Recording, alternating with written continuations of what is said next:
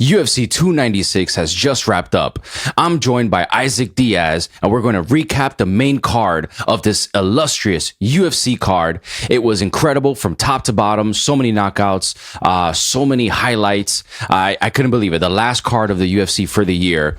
Isaac, how did you think overall about the card? It was a sleeper to me. Literally to the point where I went to sleep and I woke up for the main event. I saw the co-main event. To be honest with you, there have been better cards this year. And for me to say that this was the last pay-per-view of the year and it went, amazing and it went great, I would be lying and I would be pulling a PR stunt. But I will not do that. I will say it was a sleeper, and definitely the main event, which we're about to speak about, definitely Colby had intentions tonight to put all of his fans to sleep.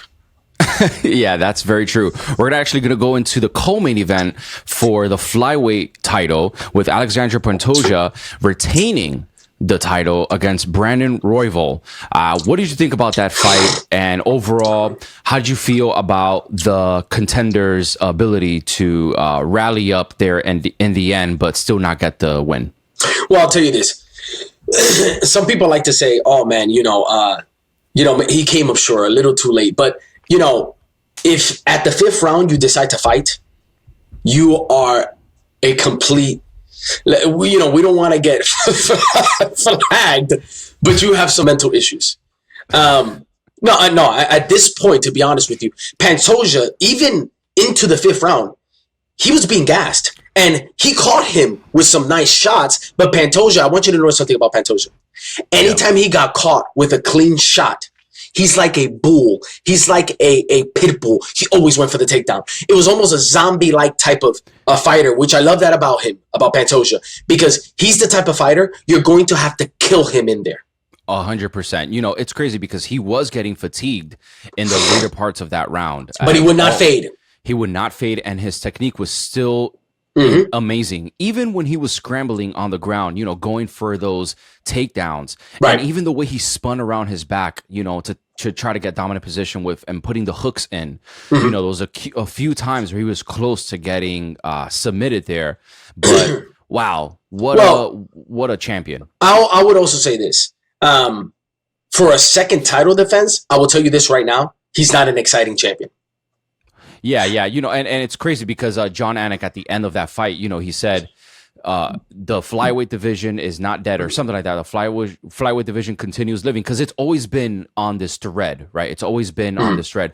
I would say Dios de Guerra has made it exciting, Brandon Moreno's of the world and stuff like that. Figueiredo, Henry Cejudo, like those guys have made it exciting, right? Henry Cejudo, he's not in that weight class anymore. Right. But I can definitely see that zombie-like fight and stuff not really going well with the UFC brass and maybe, having to move up to 135. He's not a killer. I'm going to tell you this right now. He does not have killer instinct. Pantoja does not. Pantoja is a decision fighter, and he will continue to be a decision fighter. We need somebody to be a bull. I'll tell you this. If Raul fought like that from round 1 to 4 and put the pressure on Pantoja, let me tell you something. We would have a newly crowned flyweight champion. But because he decided to wake up in round 5, we still have, and still, the flyweight champion, the zombie, and the, boring Pantoja. So no, I am not a fan after this performance. Not at all.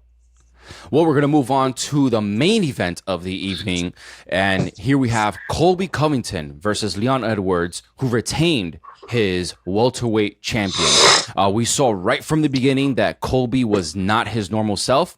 It wasn't a rush Colby, a chaos Colby. Right. It was a very tamed Colby where he was kind of measuring all the shots, keeping the guard high up, which in return looks like he was afraid of that knockout. What did you think about Colby's performance, and what did you think about Leon's ability to push the pace and also defend those takedowns?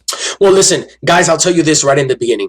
Jairo can definitely oblige and tell you this, that I am one of the biggest Colby Covington fans. So what I'm about to say right now is from an unbiased state. Okay, I love Colby Covington, but he is a choke artist when it comes to title fights. Today, he was fighting in complete quicksand.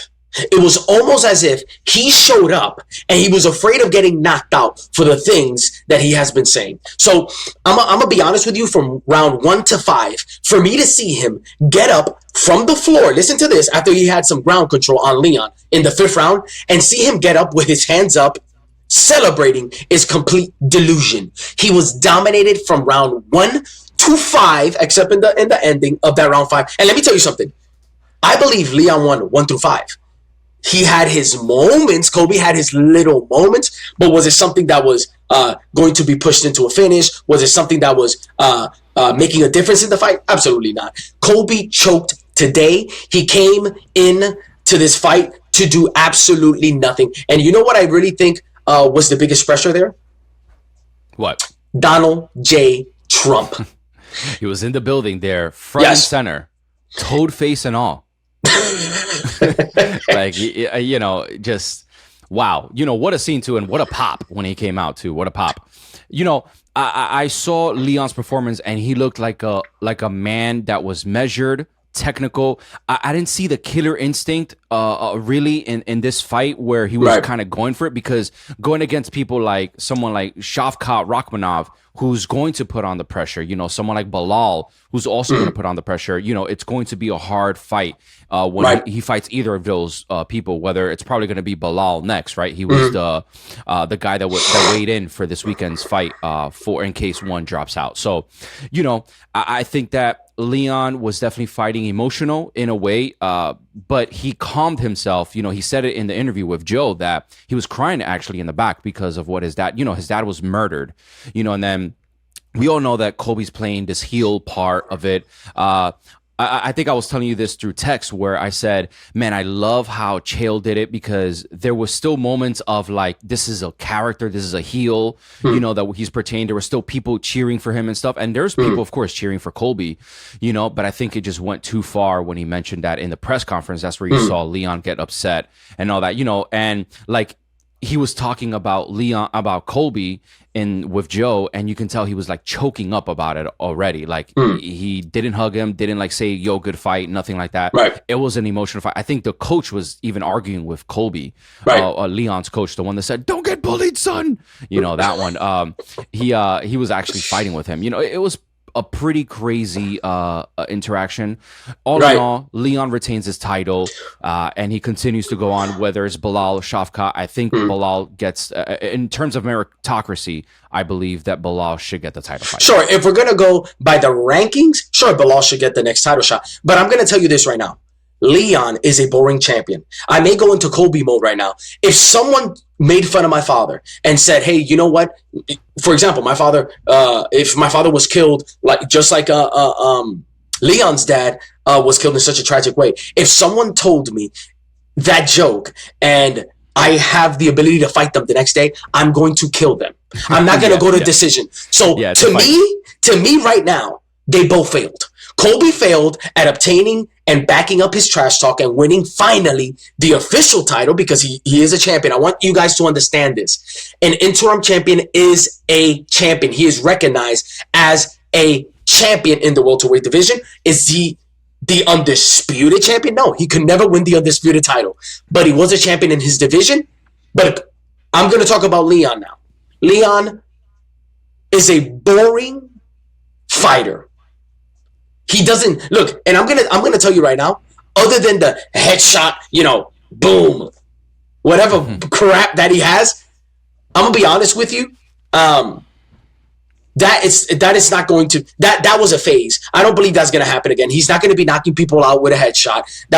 To me, that was a fluke, because he didn't knock out Usman in the second one. He doesn't have a killer instinct either. This was a complete boring fight by both fighters, and I'm not giving them any credit at all. It was a complete joke of a main event, and it's gonna continue. I hope Leon loses. We need a new champion to be installed in that division that's gonna bring some excitement and some fiery finishes in the welterweight division.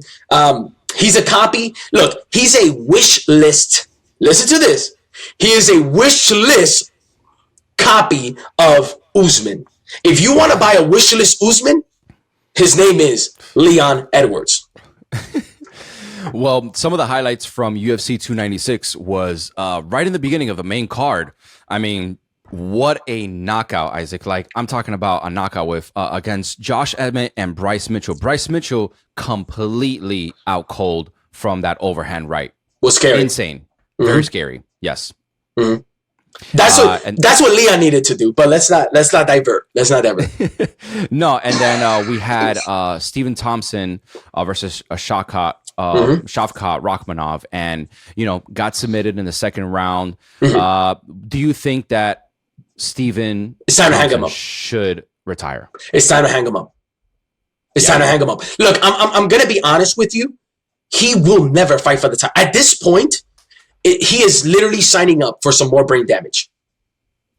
Yeah. I agree with you. It's hard to see him that because he's one of my favorite fighters. Sure, but he's not a contender. Yeah, not a contender at this point. And going to another fighter who should probably hang it up is Tony Ferguson, who also lost to Paddy Pimblett.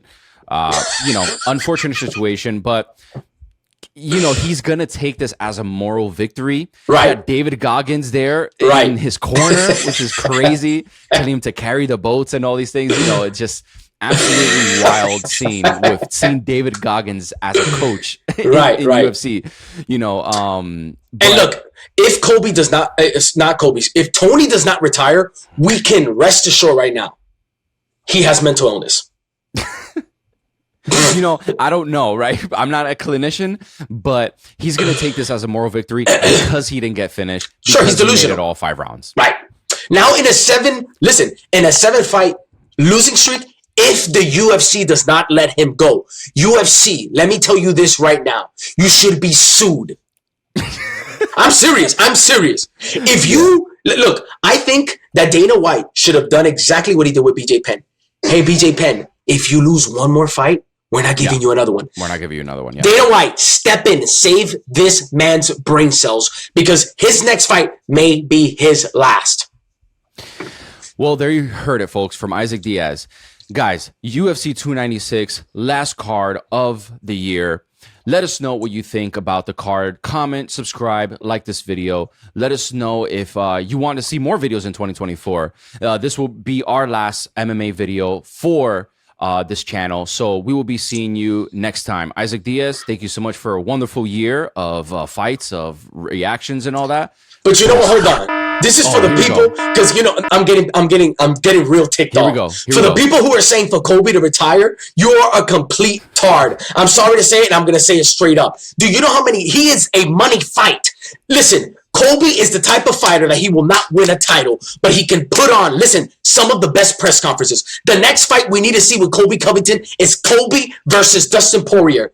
If Dustin Poirier doesn't want to fight him, Colby versus Conor McGregor. If McGregor doesn't want to fight him, listen, I'm telling you right now, Colby has so many fights lined up. I believe he should either move down to 155 and fight the champ there or gain some muscle and move up to 185. Colby, don't give up. USA is on your side. Keep fighting. Donald Trump 2024.